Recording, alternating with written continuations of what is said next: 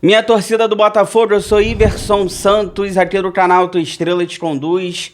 Bom dia, hoje, sexta-feira, dia 7 de novembro.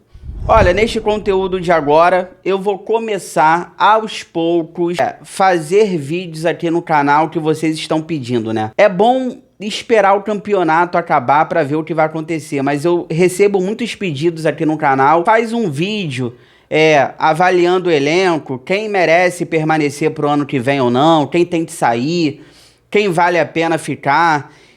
E eu vou começar hoje, já que o Botafogo só joga domingo contra o Vitória, então tem um tempinho aqui pra gente conversar sobre outros temas. Eu quero falar sobre dois jogadores. Eu já vou começar com os mais contestados pro ano que vem. Pelo que eu percebo nas redes sociais, aqui mesmo no canal, nos comentários, tem dois jogadores que grande parte da torcida não quer a permanência pro ano que vem. E olha que a gente viu pouco deles ainda e a gente não aprende, né?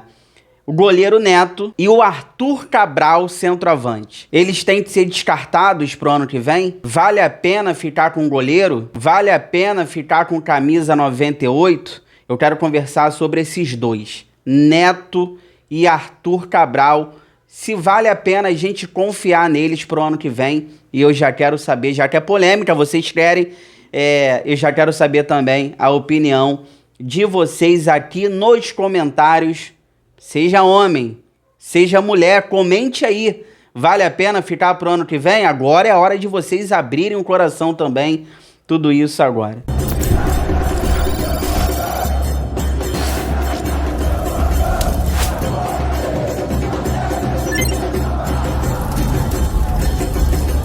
Mas antes eu vou pedir para vocês aquela moral, é de graça, não custa nada.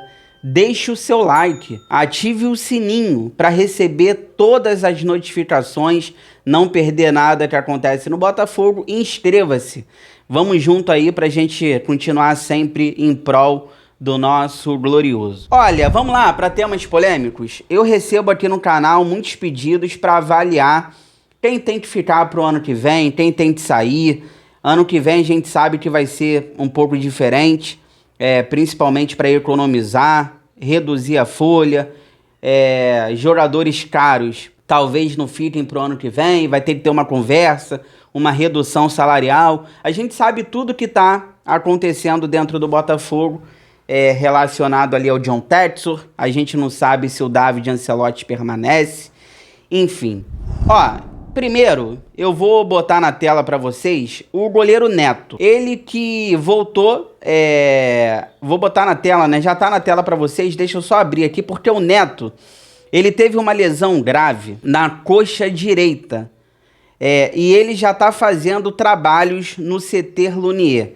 Ele tirou as muletas, já tá andando normalmente, tá fazendo ali exercícios de mobilidade, e já trabalha em horário duplo, tá bom? Inclusive em casa também, de forma particular. A previsão de volta do Neto já é em janeiro, na pré-temporada para o ano que vem. Lembrando que o Neto veio para o Botafogo praticamente livre no mercado e tem contrato longo aqui com o Botafogo, tá? Então a previsão é que ele volte em janeiro, na pré-temporada, e vai voltando ali aos poucos, né? Principalmente no Campeonato Carioca, já dá para voltar ali a jogar, a ter uma sequência já no Carioca do ano que vem. Volta aqui para mim, porque o Neto, eu já quero dar minha opinião se vale a pena ficar pro ano que vem, que a gente tem que fazer. Primeiro ele tem que se recuperar, né? Você não pode dispensar um jogador se ele estiver no DM. O Botafogo recebe até um processo por conta disso, mas ele voltando em janeiro, eu tenho certeza que vai ter uma avaliação também. Como eu disse, ele tem contrato longo, né? As informações que eu tenho é que ele vai ficar. E o Neto, ele tem 36 anos. É um goleiro experiente, não é barato, tá?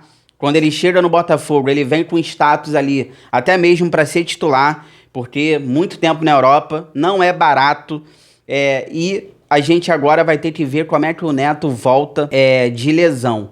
Foram 4 jogos com a camisa do Botafogo antes da lesão, falhou em alguns jogos, O principal é contra o Vasco na Copa do Brasil, o jogo de volta, naquela falta ali do Felipe Coutinho.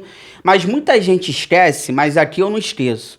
O jogo de ida em São Januário, que foi 1-1, teve falha do John no gol do Jair. O John saiu todo errado.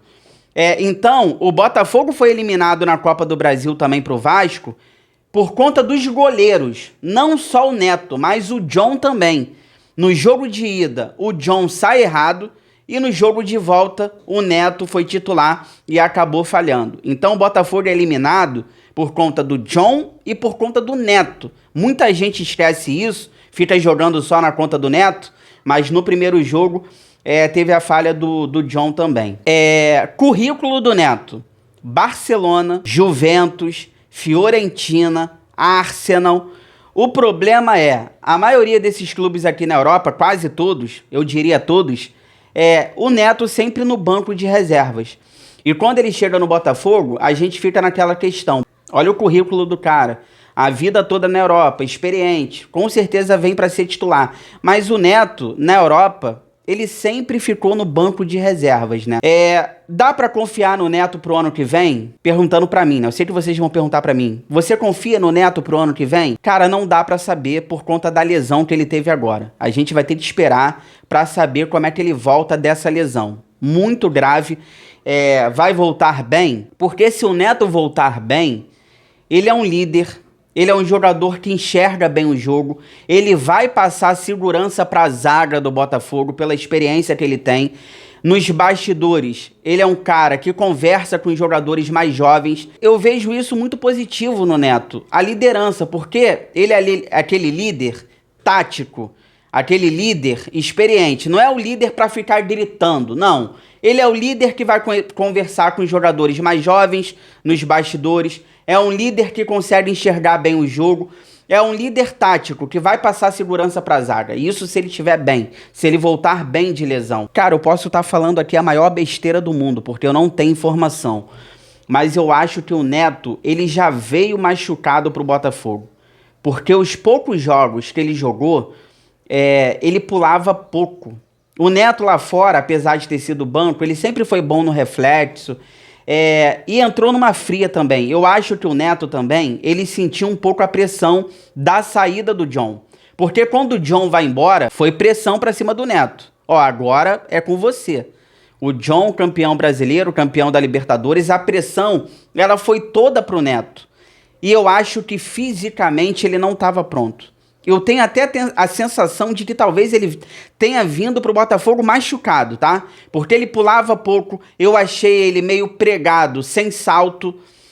O goleiro, né? Ele tem que ter o salto. O goleiro não pode ficar pregado.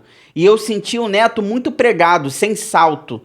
Eu tenho até uma leve sensação de que ele já veio machucado pro Botafogo. E ele, ao mesmo tempo, entrou numa fria, porque ele sentiu a pressão da saída do John. Por isso até que ficou ali também um pouco inseguro por conta disso.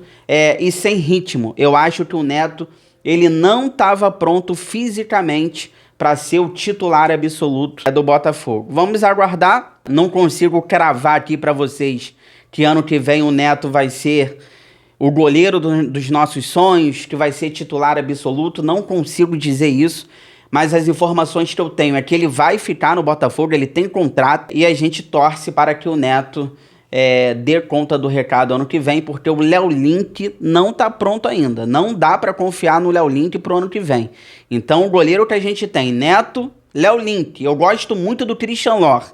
Seria o meu titular. Mas quando eu falo isso aqui, não tá pronto, franzino, novo. O Christian Lohr, o goleiro equatoriano, é muito bom goleiro, mas a gente tem que ter paciência porque é pro futuro também. E o Raul, eu não sei nem por que o Botafogo renovou com o Raul. Sinceramente, barato. Talvez o Léo Link possa sair do Botafogo. Ou o Christian Lohr possa ser emprestado para ganhar rodagem, né? A gente não sabe. Então, vamos ver como é que vai ser o Neto pro ano que vem. Fica aí que eu já volto pra gente finalizar. Aí eu vou falar do Cabral. E aí, vale a pena, hein? O barrigudo, vocês falam que o cara é barrigudo. Tá de brincadeira. Fica aí, já volto.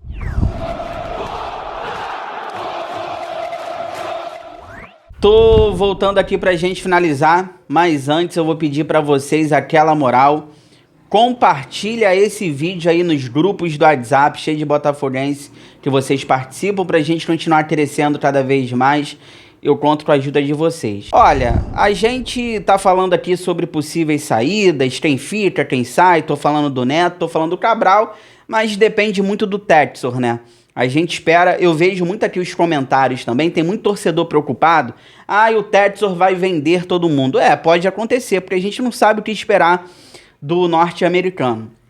O Botafogo vai reduzir a folha, a gente não sabe se o David Ancelotti vai ficar.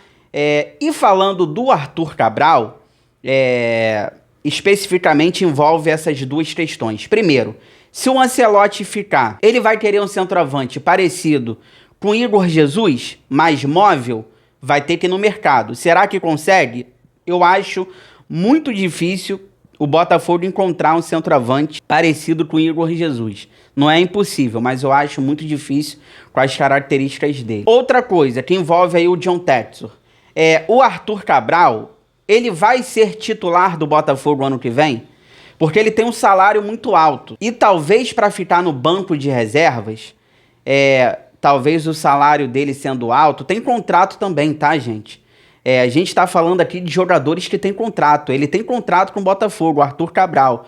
Não é fácil você também se livrar do jogador. Se for para ele ficar no banco, o salário é alto, aí eu não sei. Quem vai resolver é a diretoria do Botafogo.